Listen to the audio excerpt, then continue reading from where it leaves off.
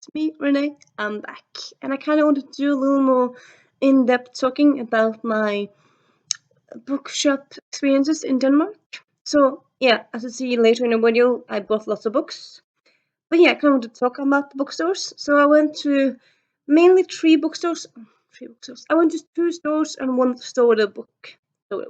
Because like I feel like if a book has more sells other stuff than books, can you then call it a bookstore? Isn't it just kind of a store with books in them? Anyway, okay, yeah. So the first one I went to was no, now I'm blanking out. No, it wasn't the first one I went to. It wasn't. The first one was the first one. I was mixing it up in my head.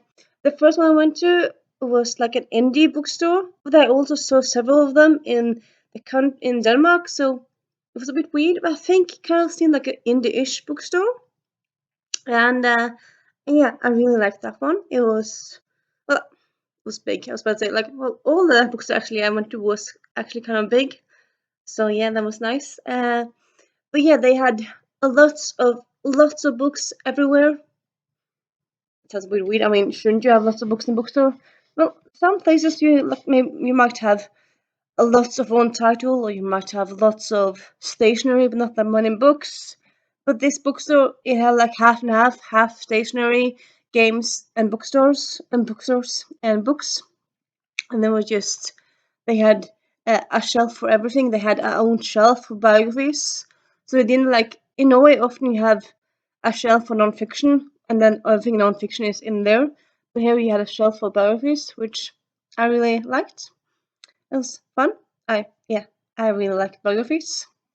But yeah, that one was fun.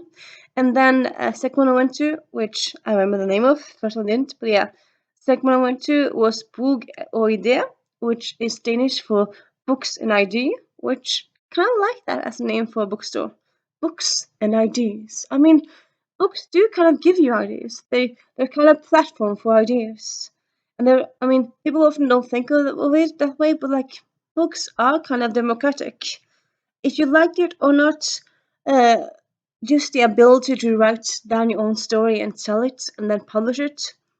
A lot of places in the world, some places in the world, you aren't able to publish whatever you want because of laws and stuff. So just being able to publish wherever you want and yeah, to express yourself that way is quite a democratic way of life, really. And yeah, and that one I wasn't several times because it was a chain book with it or book or idea because they talk a little different in Denmark. It's more like blah. Yeah, I mean we Scandinavians like we Norwegians and the Swedes give the Danish some crap about how they talk, but honestly, Google or YouTube some people talking in Danish, and you'll hear they don't really talk that pronouncing. They just kind of they swallow the words quite a lot, and yeah, it's kind of interesting. Well, anyway, yeah, and another thing I really liked about this. Another thing, that's it. Another thing. Yeah, anyway, a thing I really like about this bookstore is that they had they had like a huge. They had a pretty big children's book section, but they also had a own shelf, not like the whole shelf, but like two basically literally two shelves that were just goodnight stories, which I really liked. Like you can just have a own section for that. I haven't really seen that in Norway often. Like of course you have sections for kids 0 to 2 and kids 3 to 6, etc. But I don't really think I've seen ever anywhere where they sell just a shelf with just goodnight stories. Yeah, I thought that was a neat, fun way to do it. And then yeah, they also had lots of kind of cardboard books because like when you're 1 or 2, people know like why would you have a book when you're 1.5? Well, you could still like there's lots of books for the youngest kids, like the very youngest kids, but then you should kind of have a cardboard because they cardboard like a plastic on them because they usually eat on stuff. So having a book with just kind of lots of pictures on one word, and then having a cardboard thing on it. It's kind of how you do it. And yeah, they have had like lots of books for 1.5, 2 year old, 1.5 or some months year olds. So I appreciated that. I thought that was nice. Of course, I did end up buying some books, mostly for myself, but I did end up buying some books for my nieces and nephews. I did do that. But yeah. Blah blah blah. Blah, blah, we'll talk about that. Yeah, and also the fact that a lot of the books in the bookstores, like, well, a lot. Okay, for example, the YA section was so big. Like in Norway, a lot of books aren't translated to Norwegian. So, like, okay, the hugest ones like Twilight and whatnot gets translated.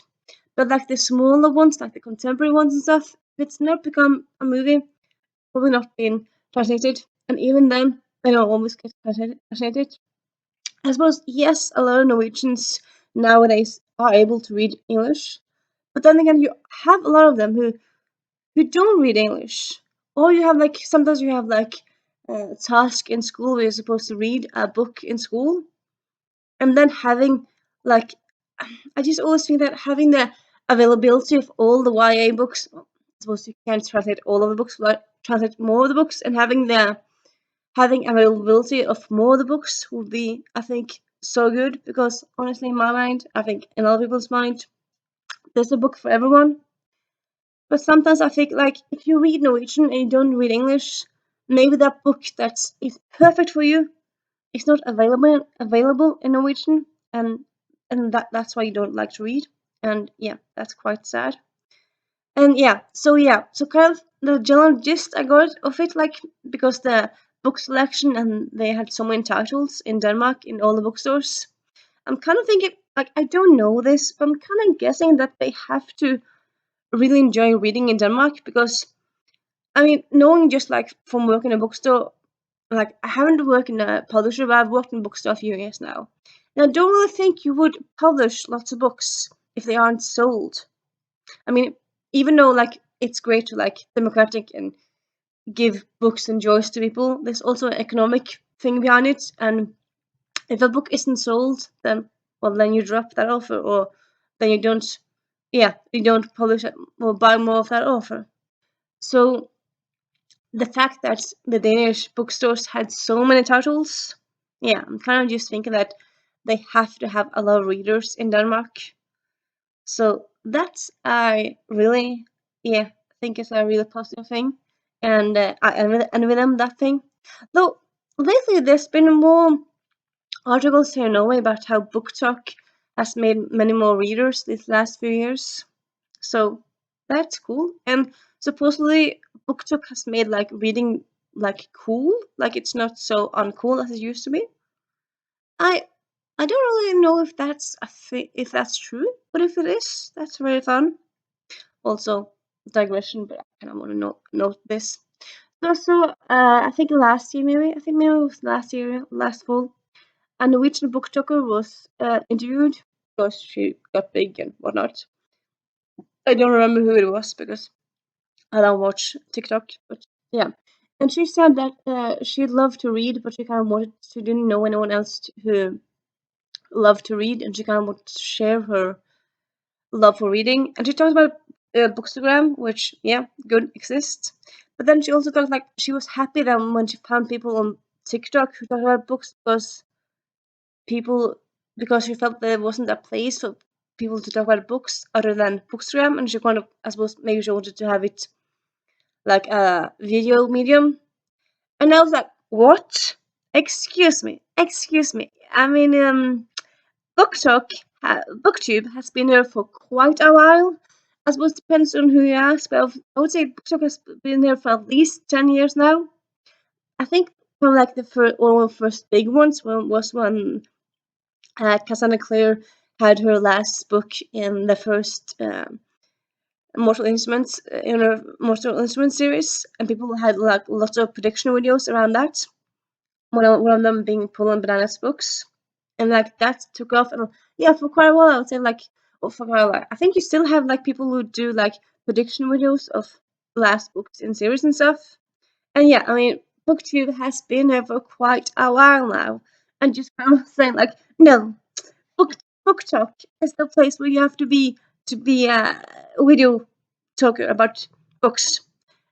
No, it's not. We have here as well.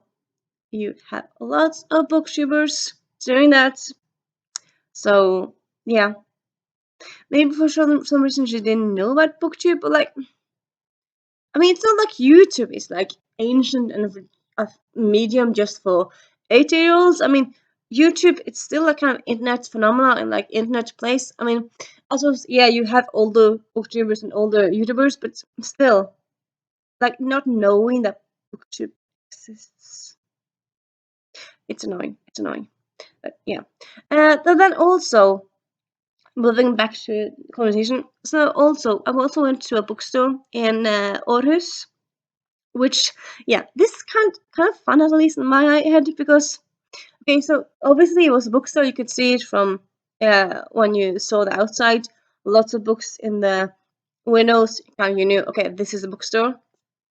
But I mean, usually bookstores have like something in a tight name of the book in the of the store as kind of like a book related. It might be like the Books of the World or Readers Unite, or like you kind of know by name of a book of a store often that this is a bookstore.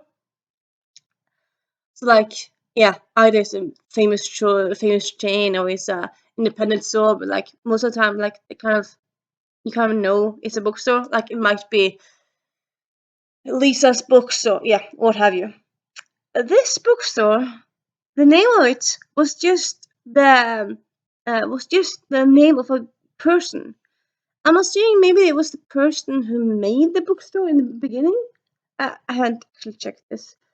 Maybe it's a famous Danish author. I've never heard of him. But yeah, the bookstore was just called Christian F. Möller.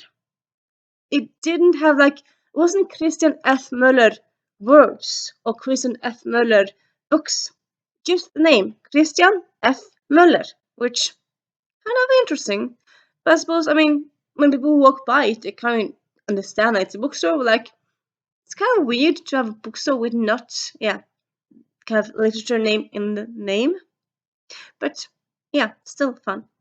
I went into that one, and in that one, I got quite a few books, and yeah, they had a big selection of books there as well. They had lots of books in all the categories, but they also like have like they had a room of English books, which I really, and I also liked how they had like non-fiction, and then they had before and non-fiction, then I have history, and then I had fantasy, and then I had YA, and then I decided they had like fiction. They just said fiction, uh, and they also had classics, which I was kind of thinking like, well, if you already have, and you also have the crime shelf, but like if you have a history, and you have young adults, and you have crime, but like you like, can't you also have like a romance section? Like often in Norwegian bookstores, romance section is kind of not a thing because for most part you just have you often you just have fiction, crime, and non-fiction, and then you have age groups. And yeah, this kind of grinds my gears. I kind of feel like you should be able to like have more sections in bookstores, even just like a shelf. But like if you have a shelf with romance books, and most bookstores have like quite a few romance books, you can have them in one shelf and then just name the shelf romance, if not officially, but like unofficially. But yeah, and yeah, I suppose that's kind of, and yeah, and then the last one which I was thinking like, is it a bookstore? It was kind of more a nerd store. So they had uh, lots of books, but they okay. So it was a store with 3 floors. Yeah, 3 floors. So you went in, and then there was kind of a floor there, and then you could go up or down.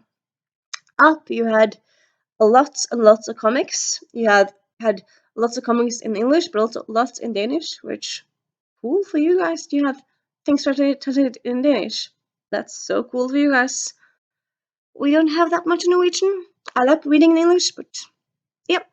And then, I mean, it is kind of suffering our language if we just have Norwegian authors and we don't have translated stuff, because, I mean, through books you can see the world. So anyway, and then yeah, and they also had, like, you can go upstairs, like if you just went straight ahead, you got to comics books, but then you can also go that way, and then they had like shelves and shelves of Funko Pops, which cool. I didn't find any I liked. Well, I like found some, but yeah, they weren't like unique ones. So like might as well buy you at home. Like I'm always thinking, like when I'm on vacation, that like, okay, will I find this book or will I find this item in my hometown? If I will, I might just buy it then. Or like, am I gonna read this book now? Okay, then I might now. But is there a book I can buy in my hometown and I'm not gonna read now? I'll just wait. So like, yeah, the point of buying something you might do as well just put at home on vacation. I mean, then it's just kind of more to carry and it's just kind of silly. But yeah. Mm, sorry. And then, yeah, as I said, the store had 3 floors. So the first floor had merch, a lot of Tintin merch, which, yeah, kind of liked. Actually, the name was bookstore. So the bookstore was actually named after a Tintin edition, the Pharaoh's cigars. So I was kind of like, first my work for by was like Pharaoh's cigars, and then I saw that we knew like, oh, okay, you would think by Pharaoh's Cigars, that name, that it would be a cigar store. But no, they had, like, you can see from the exhibition, there was nerd stuff. Like, interesting. Why'd you name it that? But, yeah, if it's the title of a book, not that weird, I suppose. But yeah, the first, when you walked into it, they had merchandise, lots of Tintin merchandise, and then they had lots of books, and then you fiction books, and then we went upstairs, and then you found the comics and also non-fiction and Funko Pops, and then downstairs in our cellar, yeah, downstairs, just gonna say it, call it. They had well, not rows of rows. They had a big wall of Blu-rays. You would think that you would have like a big wall of Blu-rays in this day and age, because so much of videos you can see online. But yeah, they had big rows on Blu-rays, not just like a small little section of a wall. But no, a whole wall of Blu-rays. So that's, I mean, I suppose, yeah, they had Blu-rays. They didn't have VHS, so they weren't idiots. But still, that was kind of unexpected, but fun. I liked it. Yeah, I liked that store very much. I liked it so much. And yeah, that's kind of me elaborating more. And now you can see the books and the things that I bought. And yeah, bye.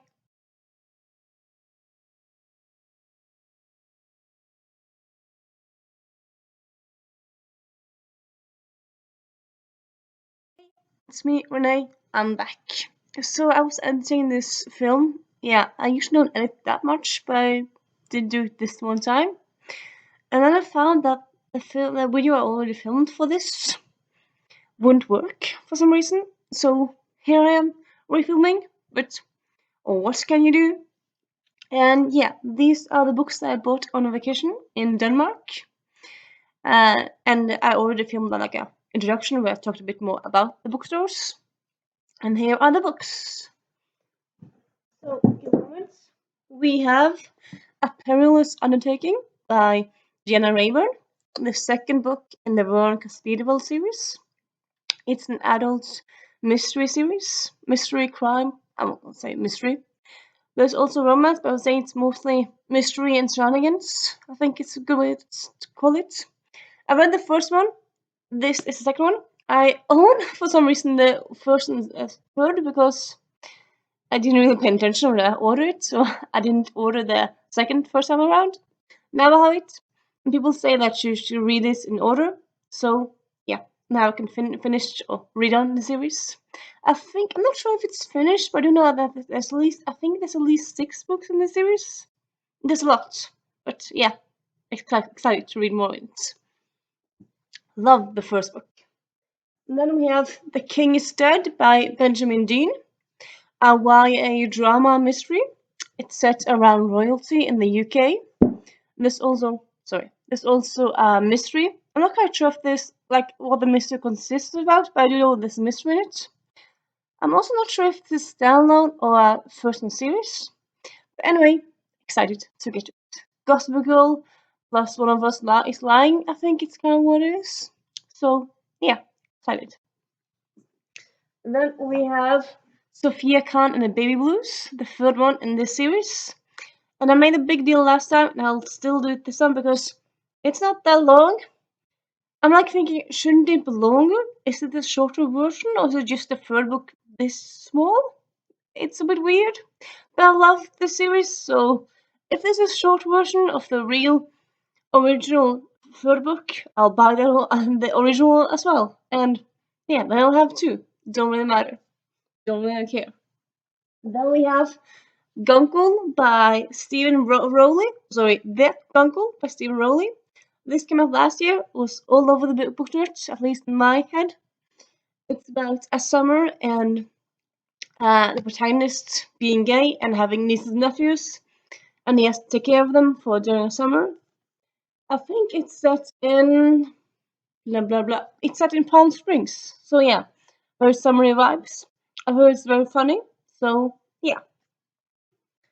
We have The Agatas by Kathleen Lawson, Glasgow, and Liz Lawson. It's a first in a series, I want to say, but anyway, it's YA mystery based around a person that's missing, and they're kind of wanting to see what happened, why she's missing, and it's kind of has like Agatha Christie vibes ish, kind of like an ode to her, which I love. And then we have Take Me Home Tonight by Morgan Matson. Came out original last year. I didn't read it last year because I didn't. Now I have. Now I have it, so I can read it and enjoy it. And yeah, so very much like very summary, at least to me, offer. So yeah, excited to get to this one. I'm thinking soon. And then we have The Rivals by Catherine McKee, third in the American Royal series, and there's a fourth one coming out next year. I don't know if it's going to be a portrait of this from a Facebook because for a while there was this rumor, this idea that it was going to be a duology, and then this book came out, which I'm very happy for. Like I love being in this world, so drama, but she's in nice drama, and I love this idea exploring American royals, like royals of people who royals of places that don't have in the real life. Like they mention Russian royals, and in this one you meet the French royals. So yeah, quite excited. And then we have The Mad Girls of New York by Maya Rodale. This is a fictionalized version of Nellie Bly. On Goodreads, it says the first in a series. Well, I suppose you could write several books about a person. Often that's just like one book story, but I suppose you could write several books. But yeah, I'm not sure if it's going to be companion series or whatnot, but excited. Nellie Bly was, in case you didn't know, a journalist in 1920s, early 1900s who, yeah, she was trailblazing female journalist around that time. So yeah. And then we have How to Give Your uh, child a lifelong love of reading. So yeah, this is all about getting people to love to read, or especially kids. I have nieces and nephews. I'm going to do my darndest to make them book addicts, just like I am. And yeah, a research like this one is practical to have because I don't have all the answers. I have some, but not all. And then we have And They Live Happily Ever After by Therese Berry. It's an adult romance. I think it has queer aspects to it. Not quite sure how, but yeah, excited. And then we have Reputation by Alex Crotcher. It's a historical comedy drama romance, I'm thinking. I'm not sure if it's well-known or series, but yeah. And then we have Half a Soul by Olivia Atwater. This was originally an indie book, and then it got published by Four this year. So the whole series is originally out, but now it's being republished as in Four by Four. It's a Regency historical fantasy with face and I think other stuff, not quite sure. At least, anyway, the protagonist has half a soul, not a whole soul, but half a soul. So, yeah, interesting. I like that concept. One of my favorite books ever is Soulless by Gail Carriger. So, yeah, just kind of this title made me definitely intrigued. And then we have How to Fake It in Hollywood by Ava Wilder, adult romance. Hadn't heard about it, but it looks good. It's a fake dating trope. Then we have personal non-fictions. Well, sorry, not non-fictions. Difficult Woman, a history of feminism told in 11 fights. So non-fiction book about feminism, but told through fights, which interesting, isn't it? Yeah, curious. Give me one moment. Yeah, I knew that's gonna happen. They were just kind of landing over like the books over here. Yeah, yeah. Move on. And then we have Invisible Woman, Exposing Data Bias in a World Designed for Men by Caroline Criado Perez. So this one I've heard a lot of good things about. It's a nonfiction about the world and how it's not meant for females. So yeah, it's actually coming out in Norwegian in the fall, so that's fun. But yeah, I have it in English now, and yeah. Then we have This Is Not the End by Molly Morris, a YA contemporary set on a road trip across the United States. I think it's set also during summer, although not quite sure. And it has urban fantasy or fantasy elements to it because there's two protagonists, one of them being Hugh and one being Olivia. And Olivia's the person who can't die.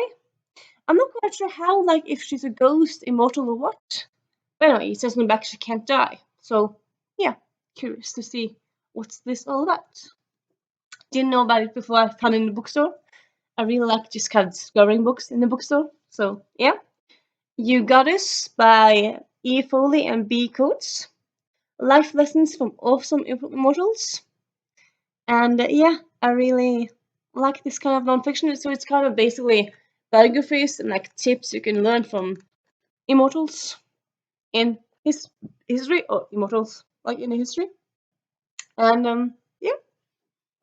And then we have The Reluctant Vampire Queen by Joe Simmons. This is written by a comedian, so by that we know it's gonna be funny. And yeah, I'm not sure if it's Dalman or first the series, but anyway, it's about this teenage girl who ends up being a vampire, not just a vampire, but a vampire queen. But she's a vegetarian, so how's this gonna work? So yeah, it just sounds so funny and cute, and yeah, a good thing to relax with sometimes. And then we have Triumph by Dan Abnett. Though, I said this last time also, I'm not quite sure if I hold this before, because I think I bought it in Norway. Or did I buy it in Denmark? I think I bought it in Norway. Yeah, I did. Anyway, I bought this recently. It says from the creator of Guardians of the Galaxy. If that's from like the comic book creator or one of the screenwriters, I'm not sure. But like it has a very fun vibe to it. It's set in 2010, but in this world, United States is still a English colony, so it's kind of like a historical, contemporary twist. But it's set in like in our day, so it's not historical. It's contemporary, but it's has historical vibes to it because there's knights and stuff. And yeah, it just sounds interesting, quite interesting. And then we have Dancing on Ropes, The Translators and the Balance of History. So this is non-fiction all about translating and how that can be challenging. I love language, so this sounds like a cool, interesting book. And then we have Feminists Don't Wear Pink and Other Lies. So this is a story about essays about feminism by people. And this has been on my TBR, like on my interest list for quite a while, and now I own it because why not?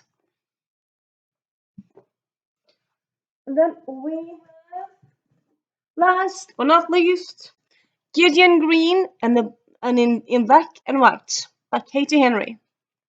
So this is by Katie Henry, who also wrote Heretics Anonymous, which I love.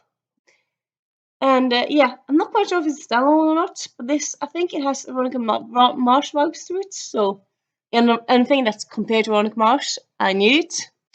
And yeah, that's it, more or less. I hope you enjoyed this little haul, and I don't know if you have something I've forgotten. But oh well. Anyway, see you soon. Bye.